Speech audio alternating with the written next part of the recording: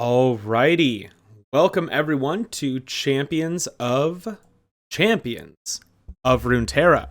My name is Jonas, and I'm the Dungeon Master of Champions of Runeterra, as well as the host. Nope, sorry, Dungeon Master of Champions of Runeterra, host of Champions of Runeterra. I promise one of these days we'll get it right. It's a complicated mess. Wonderful and welcome. So I am joined today by two of my absolute favorite human beings. If you want to introduce yourselves. My name is Jack, and I play Bing Bing. And there was stuff falling from the sky today. It was wet. It was really weird. I didn't know what it was. I was a fan. I was a fan, but I didn't know what it was. Hi, I'm Kalo. I am Kefri in Champions of Runeterra. And Jack, I'm pretty sure that was just like uh, LaCroix. Mm-hmm. Just something like that. Just Love that. yeah. Cool. So tonight we have a pretty chill agenda. Just some general discussion on stuff, and then I have a Makitek Repository for us that I'm really excited about. So before I jump into the Makitek Repository, Kalo, you mentioned potentially having a question or topic. Is that true? I still completely forgot. I'm sorry. That's totally okay. I'll try and figure it out for next time and write it down. Okay, no worries. Ardu with the hydrate or dihydrate, as always, thank you so much. I need to get my water bottle. And the nice thing about this show is you can hold me accountable for actually drinking the water. Not that I've ever skipped it, but you can definitely hold me accountable. Radical. So, what I would like to talk about first for a couple of minutes is thoughts on the hex crawl. So for context, for people who might not be caught up with the stream, currently we're doing a hex crawl where every single day, or actually it's every 2 days, the players are rolling to figure out the weather, how good they are at scouting and finding tracks to either specifically seek out or avoid conflict, as well as some other little rolling and role-playing things going on. So far, they've had a few small encounters, nothing super duper crazy, but the weather has been not super duper kind to them, leading Thanks, to them David. doing... Yeah, thanks to David rolling not super great. But I He think it's rolled been great, but not on the table. fair. Yes, he did get the highest rolls possible, but highest roll meant harshest weather. So I was just wondering if either of you had any thoughts on how it's going. We're gonna have probably one more session of it. If there's anything you'd like to see changed, or if you'd like to see something like this again, or anything like that. I'm enjoying it. I think it's super interesting just because I think in our travel times in the past, like it's always been just kind of repetitive per se of just like, okay, you just kind of travel, blah blah blah blah blah, and like, well, it was fun. Like after the second trip, we were like, okay, like cool, we're on a boat and we talked to some people. Like it's not that cool.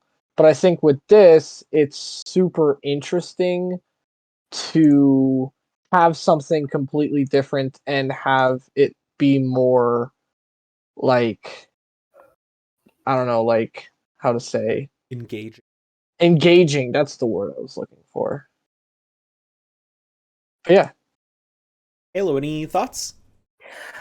I was a little bit worried for the rest of the party that's like just in case like they didn't get as much participation because it's mainly Piper and Kefri doing most of the roles other than the just checking the weather and checking uh, just the small little things here and there like for the intensity of the weather. But yeah, other than that, it's super fun. I'm enjoying it a lot. I'm enjoying as well just like the little random encounters, just being like, hey, I can do something with that.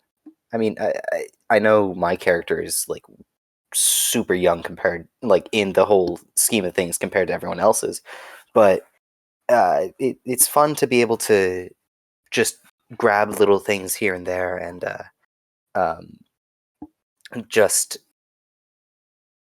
tack on something like when we had the fight with the little worms or the bear. That was a lot of fun. So I'm enjoying it a lot. Okay, we're gonna come back to this, but you just said something that I didn't realize. How old is Kefri? That's a good question. Is that a secret?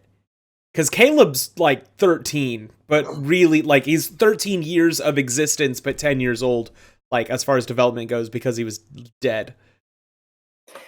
I'd say about 23 years from popping out of the void. Okay. Before then, I was just like, yeah, they did stuff. Okay. Probably, right? Right Movie on. Cat are around. Yeah, I love that. Okay, cool. That was interesting. So I want to address one thing each of you said. First was the thing that Jack said. Travel is so difficult to make engaging when you think about, like, realistically, there's a chance that you encounter something. There's a chance that you randomly find something. But realistically, when you're on a ship, you're just on a ship. And then you do, like, an encounter, and then you move on. But one of the things that I liked... Jack, are you here? Jack? Oh, no. He's dead, Jim. He's dead.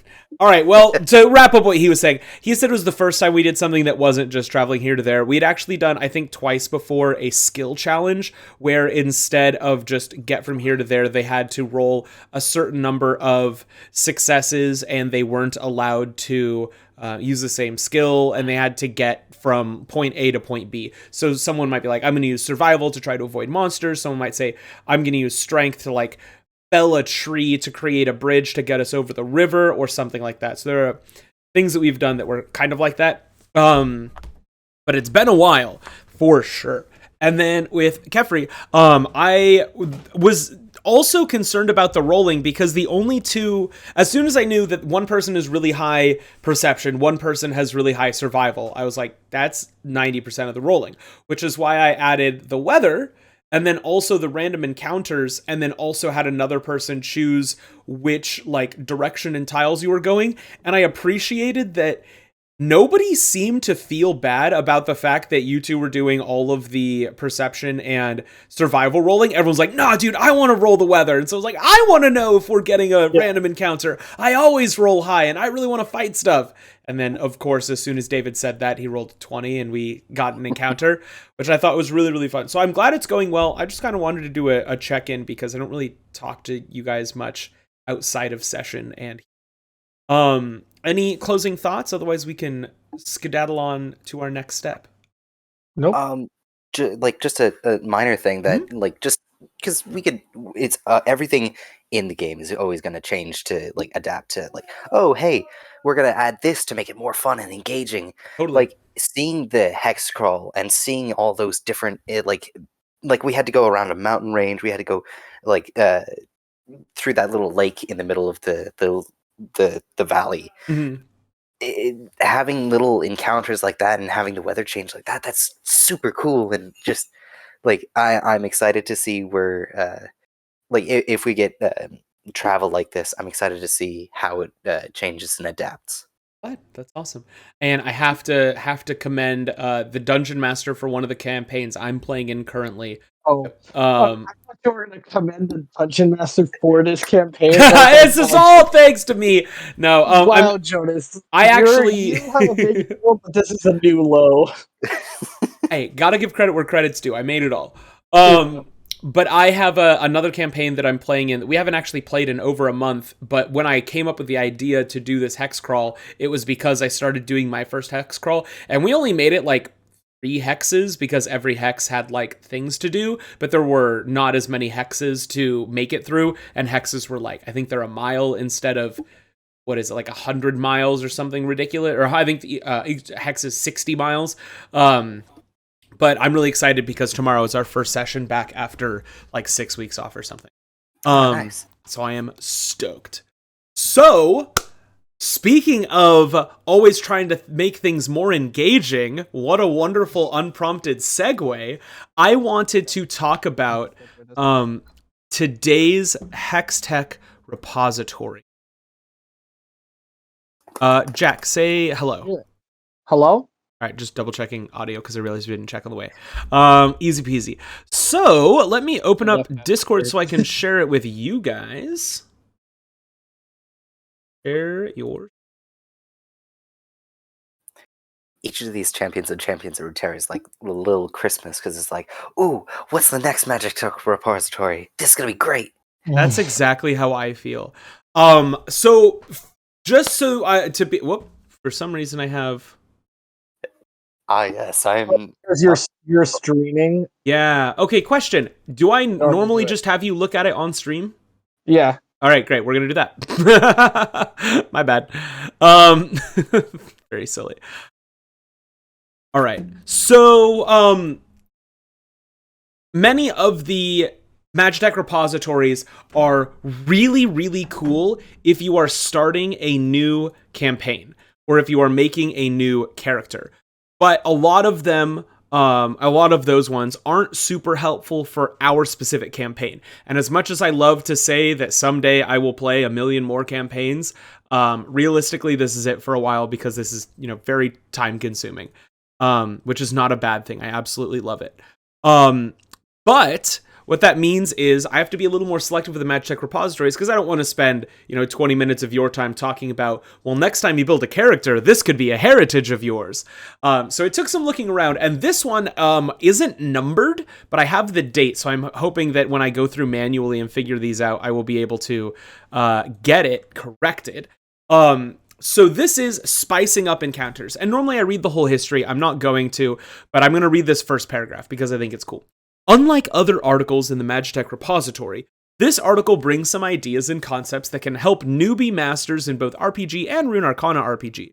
Of course, it can also bring up some ideas and ways of operating not previously thought of by veteran GMs, or just remind them that all of this is possible. So these are mechanics that the first time I looked through this 8 months ago, I felt like I hadn't seen a lot of this before.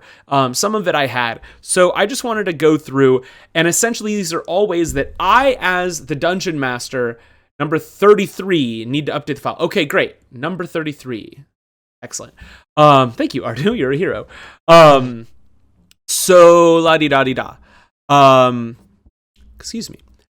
So this is a little bit for me because I'm the one who is planning the encounters, but the reason I wanted to talk this through with you guys is so I could get some thoughts on, is this something we'd be interested in? Is there a way that we can step even this up a little bit?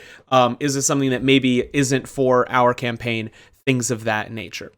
So each of these sets can be a little bit different. It's a set of rules and concepts that can be individual or together, or they can use to be modifying to create new challenges. So the first one I will want to look at is called Rune Oscillation. So the Rune Oscillation set brings new additions to common encounters, giving them an added touch of difficulty. Each runic oscillation has certain components. Usually a creature that has one or has at least 2 of these oscillations, with either activation alternating each turn as long as there are oscillations. I'm assuming that this will make more sense as we keep going. Each oscillation activates at the start of the creature's turn, with the effect lasting for the duration and being turned off only at the start of their next turn when the new oscillation arrives or activates. So this is like a rune effect that they get at the start of their turn until the start of their next turn, then it switches to a new one. So the way that this becomes more engaging is you don't just think, all right, this guy is bad. If I use slashing damage, I'll just do this other thing. It's something that's always changing. Each oscillation can be destroyed using a unique procedure. That's pretty cool. I like the idea of you as players being able to disrupt the flow of battle for a monster or an NPC. To use the oscillations on a creature, it is necessary to reduce the encounter's DR by a number of levels, blah, blah. We can jump ahead a little bit. Okay. Visual indicators. We have possibilities that can be described directly on the creature when they are used in an environment not previously prepared for. Here are some examples. It is CR. Yes, I assumed that was... No, you're good. Challenge rating. Each oscillation changes eye color. When active oscillation changes the skin color, or maybe a faint aura of a certain color is emitted whenever it's active. So those are some ways that you can make sure that it's visible. These are just a few examples. However, in addition, indicators could change in a layer. So urns or crystals or gems, things that are around them. The most important in the use of runic oscillations is inevitably the description component, whether obtained by exploration or by interpretation or social interaction. So what I'd like to look at, so this talks about how to create background information like a letter or like talking to a retired hunter. And where I wanted to jump in is looking at the oscillations themselves. Let's look at the first one. Gray oscillation, ND-1. While this oscillation is active, the creature gains immunity to all damage types, including true damage. The oscillation is destroyed when the creature is the target of a mind control spell or the external indicator takes piercing damage. It'll have some kind of indicator that you can see, and if you deal piercing damage to it, then this ends. But again, this only lasts one turn, so it's not like this lasts forever. So what I think we'll do is read very quickly what each of the oscillation ideas are, and then we'll talk about what our thoughts are. So the idea is you would have each of these for one turn or until destroyed. So we have immune to all damage. All damage is reduced by 1. We have all damage deals 1d4 disruptive damage to its attacker, so kind of like a Thornmail effect. Creature takes absorption of all damage except necrotic damage. I don't takes absorption. Maybe it gets healed for the amount if I had to guess. Pink, upon taking a damage type, the creature becomes immune to that damage type until the oscillation is destroyed. So if the entire team's doing piercing damage, someone does piercing damage first, piercing is useless for the rest. And then purple is when taking a damage type, takes absorption to the absorption's got to mean healing. To that, or resistance. I'm going to go with it's probably healing. To that damage type until it ends. Let's see the end of this presentation concept. Okay, healing. Okay, great. It is healing. So overall, the way to spice it up is for some reason, which would be described narratively, the monster or enemy would have some kind of visual indicator showing that something weird is happening. Maybe they take less damage, maybe they take no damage, maybe they deal damage back, maybe they're healing, and you would have to catch on to the pattern to be able to deal with that. And I think that's really cool for those long fights against big monsters, but could be kind of complicated for my side, but wouldn't be that complicated for your side. Anybody have any thoughts on this first way to spice up encounters of oscillating runes? So it'd be somewhat like changing tactics and changing like who we're going to be attacking during the thing, not just I'm going to attack the troll, and then the next turn I'm going to attack the troll a different way, but the same troll, and we're just going to change up how we're going to be fighting these little things. Yeah, so that is the vibe that I'm getting. So, for example, if it's a dragon and you know for the next turn it's not going to take damage, well then rather than the healers trying to deal damage, maybe they know that you should use that turn to maybe use double movement and spread out and heal. Or if you know that it's going to be healing the damage that it does, kind of the same thing. If it's going to deal damage back to you or it's resistant to a particular type of damage, you can plan accordingly. I think that I would add a couple. I don't know what they would be off the top of my head, but several of these are kind of like, if we do bad things to it, it's not going to do anything, which is challenging. And I think if it's rotating each turn, that's good, but I wouldn't do like, all right, it's immune to everything. Now it takes -1 for everything. Now it heals from everything. Instead, I think it would do like one turn, dealing damage back, which is something that you can't really play around. It just kind of is a bummer. Then one turn of immunity, then one turn of healing, then one turn of specific damage types and things like that, which I think could be really, really cool. That'd be cool. And having the, like, I had an idea, well, what I got from the one before, like, it described the glyphs and runes, where it was like, oh yeah, you could have different encounters, like using the charisma and talking with people, or having like just different things around the place. It would be interesting to split up the team to figure out like who's going to be fighting, who's going to be healing, and then who's going to be doing this other objective, like turning a winch to close a gate, so that we don't have to have constantly a bunch of things. so far it sounds like really, really interesting. Jack, any thoughts? Off the top of my head, it's really cool. Okay, coolio. Yeah, I like that idea, Kalo. What adding in other factors to spice it up, not just changing who is good to attack it, but also like making sure there are other objectives. One of the things that I like down here is even a gem that is visible in a room but protected by a wall of strength or tough glass can be an additional layer of interaction that players will have to find necessary to destroy. So maybe if you notice, everybody, when it's gray, it literally doesn't take damage, but you notice in the ceiling there, while it's pulsating gray, there's like a pulsating gray stone. Say, maybe we should destroy that stone, and maybe that wouldn't do it. And you kind of have to split up your thoughts a little bit, of, okay, I'm willing to not do a bunch of damage to this guy because I'm going to try to deal damage to the stone so that we can do damage to him next turn.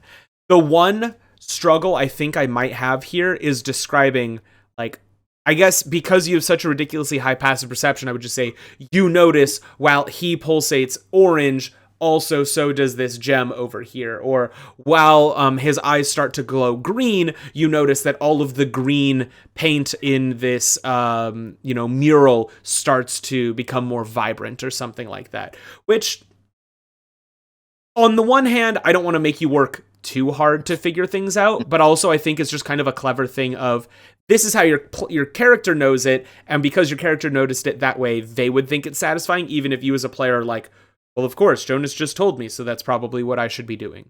Do you have any agree, disagree, maybe a middle ground? Because I feel like that would be kind of where I have a hard time of getting you to interact with these other things and making you notice, other than you saying, I want to see if blah, blah.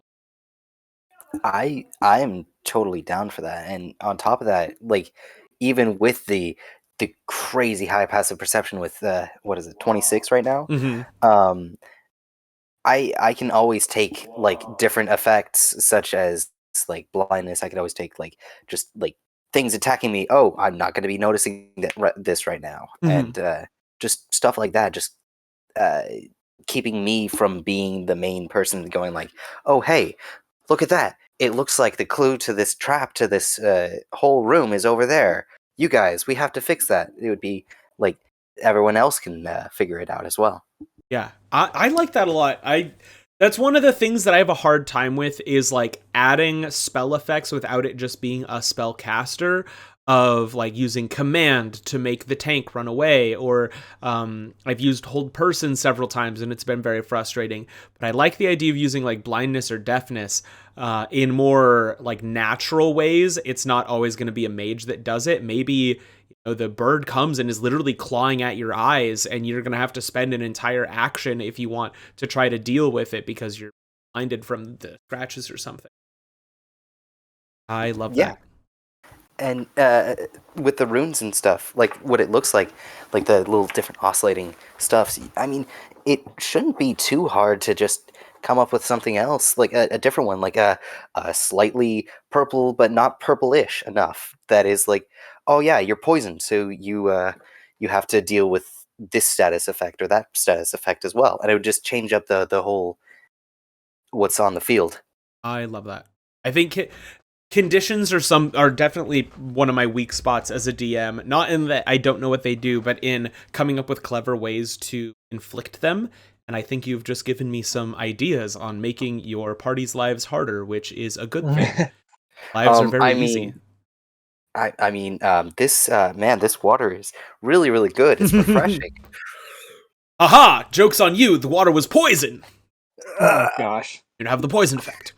Okay, let's look at another one that's on here. And this one is mutation. And mutation is actually something that I thought about doing when we were in Zon, and I actually had a mini adventure prepared that ended up not getting interacted with, which was fine because there's a million different routes that you could have gone when you were in Piltover and Zon. But around the time you were in Piltover and Zon, the Makitek Repository for Shimmer came out. You've both seen Arcane? Yep. Okay, great. Just making sure. For Shimmer came out, and I came up with all these ideas for progressively more mutated, like bad guys that you would have to encounter in order to like shut down a Shimmer trade of an area. And I kind of teased Shimmer making its way out of Zaun and into Noxus when you went from one city to the next. But then I didn't really do much with it. Just like kind of a little seedling of, hey, just so you know, this is going on. So not to say this is specifically Shimmer, but I have worked with mutation as an idea. So an interesting way to develop a sequence of encounters is through the narrative adapting mechanical situations and modifying them only in description without the need for new mechanics. Take, for example, a standard sequence of D&D encounters in which a group of adventurers must encounter 5 goblins, and then after defeating them, they face an ogre or a troll. Much of the standard narrative leads early career masters to describe goblins purely for basic mechanical purposes. This is necessary, such as abilities that have advantage against creatures of a particular type. However, they can be masked even if used without revealing the information directly to the players. Take this first encounter as an example. You may have used goblins because it is a quick, practical, and simple solution. But through the narrative, you can describe that they are small creatures made of earth with different behavior than what is normally applied to goblins. This expands the diversity of encounters with even a small number of creatures at your disposal. In the second moment, after defeating the goblins, which are being described differently, you can make instead of a troll or an ogre appear, describe the new creature's earthen bodies. So this is essentially like skins for monsters. Now, I have 2 thoughts on here. One, I love the idea of not everything has to be completely unique. There are a million different creatures. You can have like a zombified version of it without like necessarily needing to be extra things for you to prep. You could just describe it as looking different. But on the other hand, I'm a huge nerd who likes to put way too much time into his prepping, and would see this and be like, oh, but think of all the things you could do. They could interact with the ground. They could start to burrow. They could, fling mud and have it, be like a damaging blinding attack, things like that. But for newer DMs specifically, I really, really like this. And for experienced ones, I think that it's a good tool to have in the back pocket, especially if you don't have the time to prep something new. You can just take a thug, character sheet for the monster that's just called Thug, and then describe it looking a little bit different, and all of a sudden it's an assassin. Or all of a sudden it's, an angry bartender or something like that. Any thoughts on just like narratively changing? This one isn't like something you would super encounter mechanically, but could be interesting.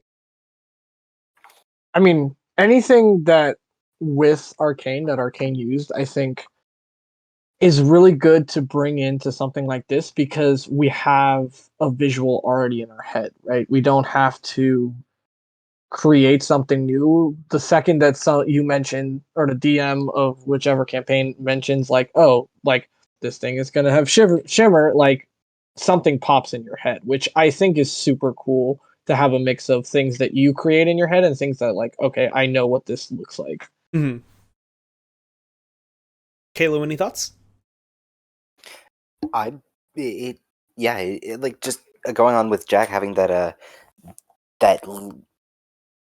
not visceral. Is it visceral? That you have an image of it, like not just from like, oh yeah, here's this really niche comic book about Garen and Lux doing a thing, or about Noxians fighting the Ionians, and or reading about Riven, like mucking it up over in Ionia. You have like that visual, like you could see Vi just beating the snot out of those like the Shimmer thugs. Having that, like, and just being able to be like, oh yeah, here's a Shimmer changed thug over here that you're fighting, and you're like, oh, this thing's gonna be crazy. That's really cool. That I enjoy. Alrighty, and I think this is the last one which is unique skills. And this is one that I haven't even read it yet, and I'm assuming it's going to go beyond the rune system, because the rune system that you all have also applies to all of the monsters. I think we've mentioned this on the show before, that I have a hard time sometimes taking 5e monsters and then making them have runes, because it's hard to pick like, oh, which rune does it go with, because the monster runes are completely different than the player runes. Although the Rune Arcana RPG system brings unique abilities through runes, that doesn't prevent a DM from using unique abilities with different descriptive characterizations. A simple example is a certain creature that on death has an additional effect of exploding in an area. We have fought those, dealing small damage to creatures that are in the affected area. You might as well use a pre-existing spell to describe the effect, but with the trigger that fires it being the creature's death. Totally agree. That is not what I have done, but that is a good way to do it. You could just take, especially if it's something really big, you could take Fireball and Fireball be the spell that triggers upon, a fire golem dying or something like that. An interesting and important variation to keep as a resource is the damage type variation, which by narrative description can create interesting possibilities. When describing that same group of 5 goblins appearing for the clash, you notice that they all have a ranged bow and arrow feature. One of these creatures can be described as having a staff with a red stone at the tip that does beams of fire, dealing the same damage as the arrow, but instead of piercing being fire damage. I honestly have never thought of that. Of just, here's a simple magic projectile. It's still just a roll to hit. It's still going to be like 1d4 plus 1 because it's a goblin. I love that. The key here is to use the same stats but describe them differently, even if the type of damage dealt isn't exactly the same for that. Instead of a bow and arrow, the creature in question could have a distinctive body shape and spit out bony stakes. So one of the things I like about this one is, from a DM perspective, I've prepped 5 goblins, and then I just say the word fire, acid, cold, piercing. And now I have different types of damage. Then you as the players have to deal with how to deal with different damage resistances. And the fire one, I'm like, okay, I said fire. What's that going to be? All right, he shoots fire at a stick. All right, this one I said acid. Okay, well, this one just spits acid. Why not? And cold, this one, shoots ice out of a wand or something. But rolling and prepping is exactly the same. And it takes less than 3 seconds to come up with, how can I turn these 5 of the same guys into something else? And this is something I wish I would have thought of previously, especially because we've done a lot of fighting groups of military people. Then I'm like, there are 9 archers. They all shoot their bows. I could be like, okay, well, we're in a pretty magic heavy world. There are 5 archers and 4 spellcasters, but I don't want to deal with spells. So I'm just going to say the spellcasters are just doing fire instead of piercing. And I think that that's a very nice, easy way. I don't know what comments you would have as a player, but if you have any, that would be cool. Also, Mars, hello. Appreciate the nice, and we'll make sure to drink water. So, would that be something along the lines of what I do with I've got all these little things and I spice it up a little bit. If I were to place Guiding Bolt, they have the aura of the voidiness, or going for having a spell with Aerie, the familiar. The difference would be what you describe is really important flavor that makes the game more interesting. This has a mechanical effect of switching a damage type potentially. As an example, it doesn't have to switch the damage type. You could do some are blow darts, some are bows, but it's all piercing damage. But I think the idea being switching damage type. Whereas your stuff is strictly narrative. However, if you said, hey, I really want it to look like this, could I roll an extra d4? Because I think that would be really, really effective with the vibe that I'm going for. And I'm usually pretty lenient and would say, yeah, why not?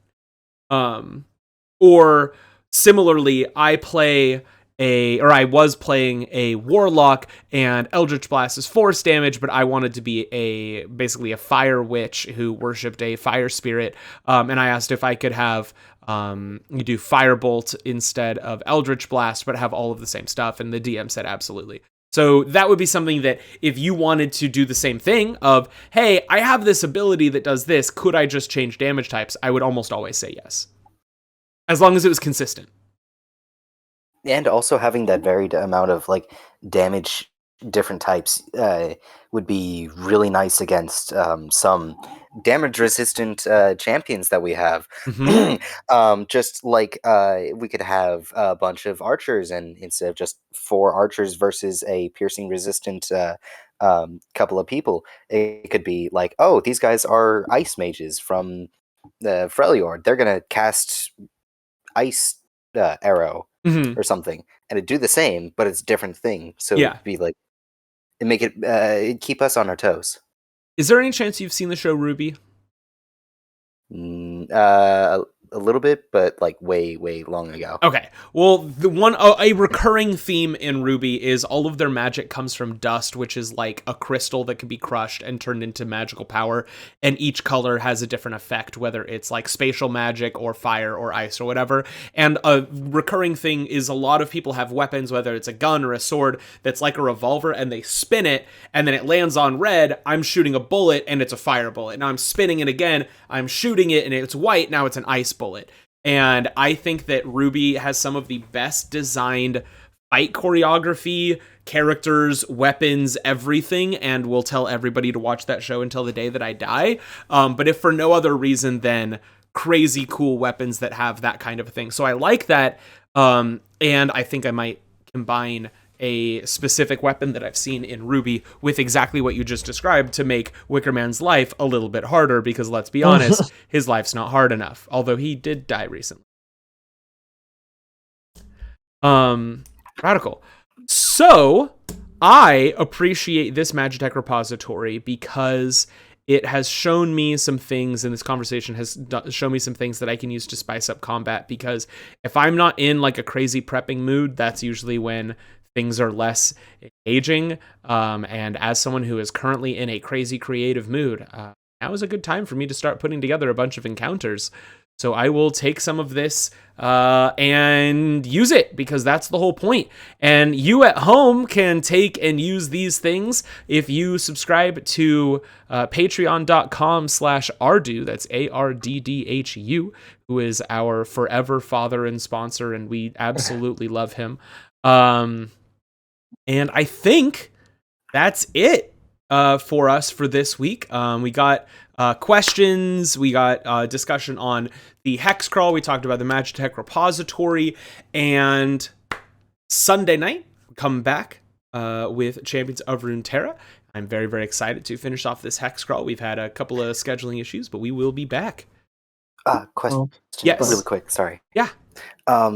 Just thinking about it, like when with the revolvers and stuff, if that was a possibility for like the different weapons, that would be a really powerful thing for like Caleb or Bing Bing, just having that extra like spin of the wheel on their like the executioner's calling, or the sniper rifle that Caleb has now. So not a spin of the wheel, but both of them have purchased magical ammunition before.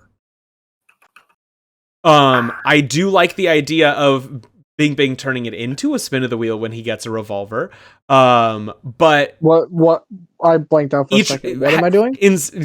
Having a fun thing where at the end of each encounter you refill your revolver with 6 different types of magic bullets, so you don't get to choose. I would be fucking sick. I would let that be a free action of I want to spin it and then take a shot at someone. Because currently he just kind of says, I'm going to do lightning or I'm going to do regular, which realistically should be done ahead of time because you're reloading an entire flintlock. But well, now it's a revolver. So that might be a cool thing that you could do. Highly, highly suggest. At the very least, you've got 2 types of ammo. You could do every other. Yeah. I would love just to, because with his ability now,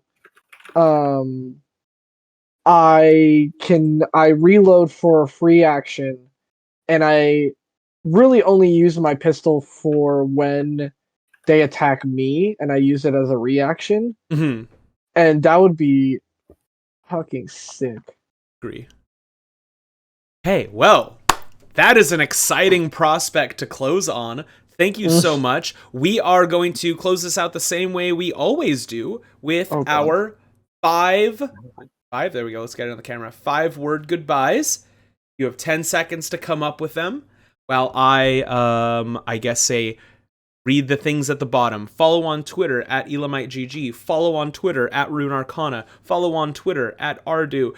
Follow on Reddit r/RuneArcana and patreon.com/Ardu ARDU. Jack, what are your 5? Go USA men's soccer team. Halo? Please don't get sick yet. And as always, my 5 are: I love you. Good night. Okay, this is cheating.